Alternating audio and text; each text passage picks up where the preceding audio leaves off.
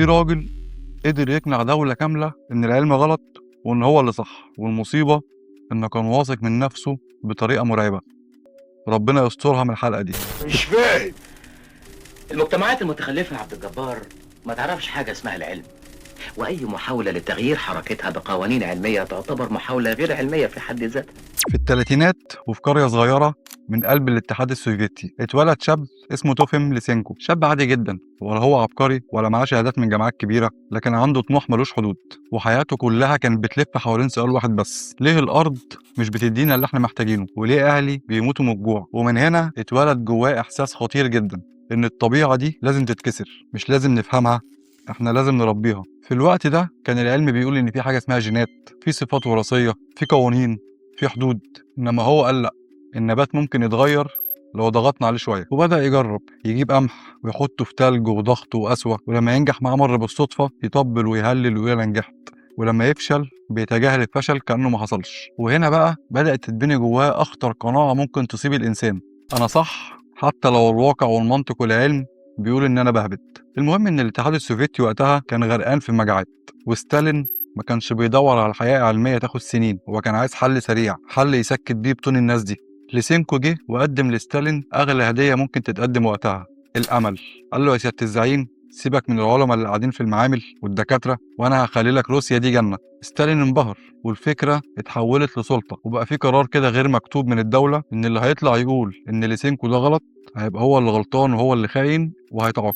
يعني العلم اتحول لقرار سياسي، والعلماء الحقيقيين بقوا خايفين ينطقوا، لدرجة إن كان في عالم عبقري اسمه نيكولاي فافيلوف، راجل كان بيكرس حياته للعلم بجد، حاول يحذر، يقول يا جماعة ده نصاب، لكن التمن كان غالي جدا. اتقبض عليه ومات في السجن. مات علشان قال الحقيقة في وش هبد متماسك ومدعوم من الناس والسلطة. المحاصيل ابتدت تفشل مرة واتنين وعشرة، الزراعة انهارت والمجاعات زادت، بس ليسينكو ما تهزش. اي فشل يحصل كان بيقول الناس هم اللي مش فاهمين دماغي، هم اللي بيطبقوا غلط. ليسينكو بنى الهويه بتاعته على انه مستحيل يغلط، وفضل عايش في الوهم ده لحد ما ستالين مات والحقيقه ابتدت تطلع للنور. ليسينكو ما كانش عالم عظيم، ليسينكو كان وهم، وجر بلد كامله معاه للقبر.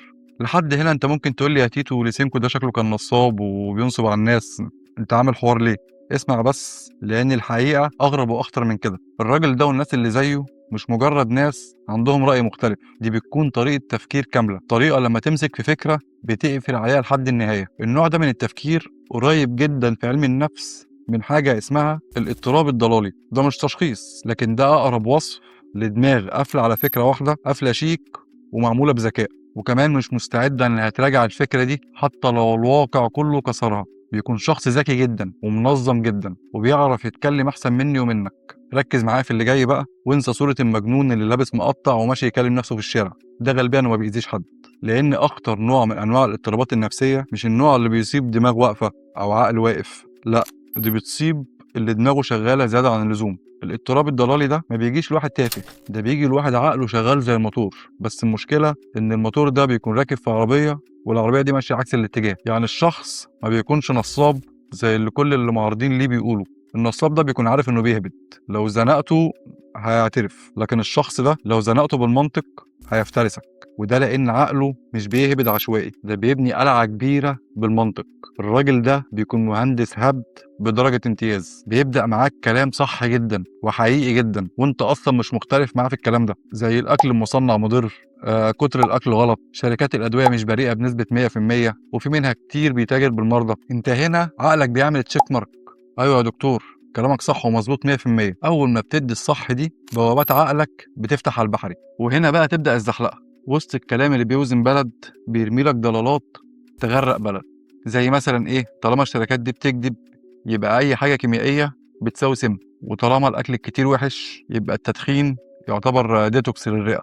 وهنا بيشتغل اقوى سلاح عنده، بيطوع ذكائه الجبار مش علشان يدور على الحقيقة، ده علشان يرقع لك الوصلة اللي بين الحقيقة والضلالات اللي بيقولها، وبيعمل ده ببراعة هندسية علشان يقدر يقنعك بحاجات لو انت في الطبيعي فكرت في الحاجات دي 5 ثواني بس هتضحك.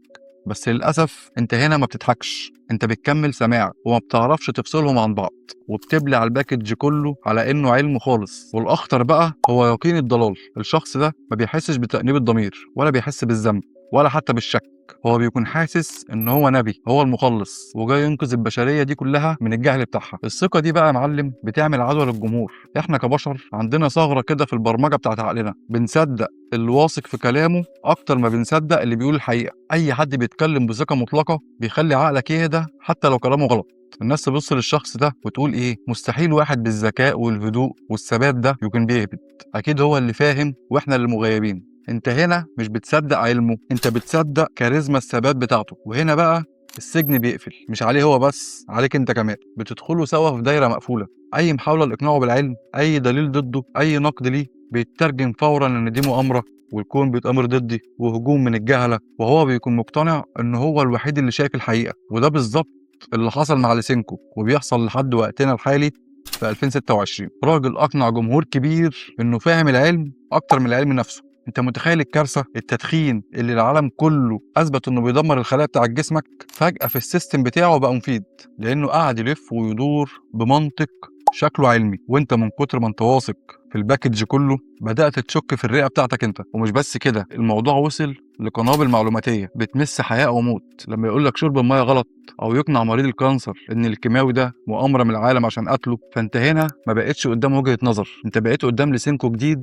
بس في العصر الحديث. نفس الثقه المرعبه ونفس اليقين. اي عالم يعارضه خاين ومأجور، اي بحث علمي يثبت عكس كلامه دي مؤامره من شركات الادويه. والنتيجه ناس سابت علاجها، وناس بدات تدخن، وناس لبست في الحيط وهي بتسقف للي بيسوق بيهم عكس الاتجاه. طيب بما اننا فهمنا هو ليه وازاي بيقول الكلام ده، تعالى بقى نسأل سؤال صعب شويه. احنا ليه بقى بنصدقه؟ يعني احنا ليه صدقناه اصلا؟ ازاي بنسلم عقولنا لسيستم زي ده وبكل اريحيه؟ بصراحه المشكله مش دايما في اللي بيتكلم، اوقات المشكله بتكون في اللي بيسمع كمان. اول سبب بسيط جدا، احنا بننبهر بالمصطلحات. يعني لما حد يكلمك ويقول لك مصطلحات زي التأين الفوتوني لبروتينات الجلد، ولا الترميم الحيوي عبر الترددات الطيفيه، عقلك تلقائي بيدي اشاره خضراء، هوبا الراجل ده فاهم، ده هيجيب الخلاصه اللي الدكاتره والعالم مخبينها عليا. مع ان الحقيقه المصطلحات دي مش دليل علمي، دي اوقات كتير بتكون ديكور، مجرد كلام بيسد عليك طريق الشك.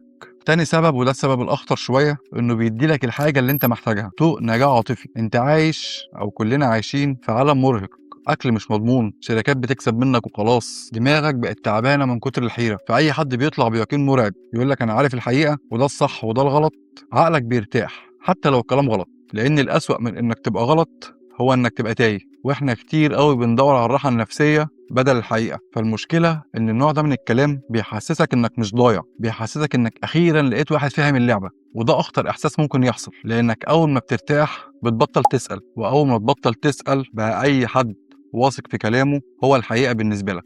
بس الغريب بقى ان الموضوع ما بيقفش على انك صدقت، لا، في لحظه كده مش واضحه وبقدره قادر بتلاقي نفسك مش بس مقتنع بالفكره، انت بقيت كمان بتدافع عنها باستماتة، حتى لو اول مره سمعتها كنت بتضحك عليها. ازاي ده حصل؟ ببساطه مخك عمل حاجه اسمها تحول الهويه. الفكره ما بقتش مجرد راي عندك، دي بقت جزء من صورتك عن نفسك. ما بقتش مجرد واحد مصدق ان التدخين مش مضر، لا، انت بقيت الشخص اللي فاهم الحقيقه اللي العالم كله مغيب عنها. فرق صغير قوي بس قاتل، لان اول ما الفكره دي بتبقى جزء من الهويه بتاعتك، اي حد بيجي يعارضها هو مش بيعارض الفكره، هو بالنسبه لك بقى بيعارضك انت. وهنا بتبدا المعركه، ومخك بيختار انه يحميك مش انه يراجعك.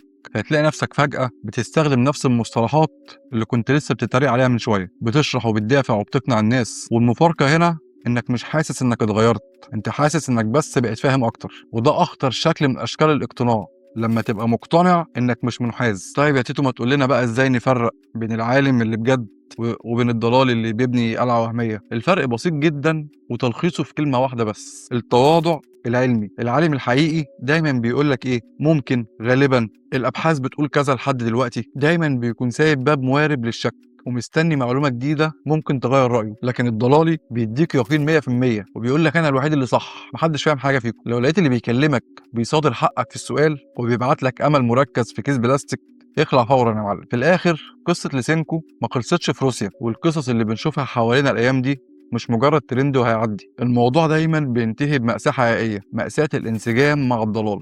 لما الشخص يصدق الوهم اللي بناه لدرجة انه يطبقه على نفسه لحد ما يتأذي، لما القلعة المنطقية اللي بناها تسجنه هو الأول ويكون التمن خسارة ما نقدرش نعوضها، هنا انت مش قدام ترند، انت قدام سجن ملوش جدران، سجن مفتاحه كان في ايد صاحبه، بس هو اختار يرمي المفتاح ده في البحر علشان يفضل بطل جوه عالم ملوش وجود. ليسينكو مات وهو فاكر إنه بطل، وغيره عاش ومات وهو فاكر إنه مخلص للبشرية. الوعي يا جماعة مش إنك تجمع معلومات كتير، الوعي هو إنك تحمي عقلك من جاذبية الضلال المتماسك، إنك تفضل قادر تسأل ليه حتى لو اللي بيكلمك ده واثق من نفسه بدرجة تخوف أو لابس أشيك برضه في الدنيا. حافظوا على عقولكم لأنها دي آخر حصن أنتوا بتملكوه. أنا تيتو، ودي كانت رحلة وعي.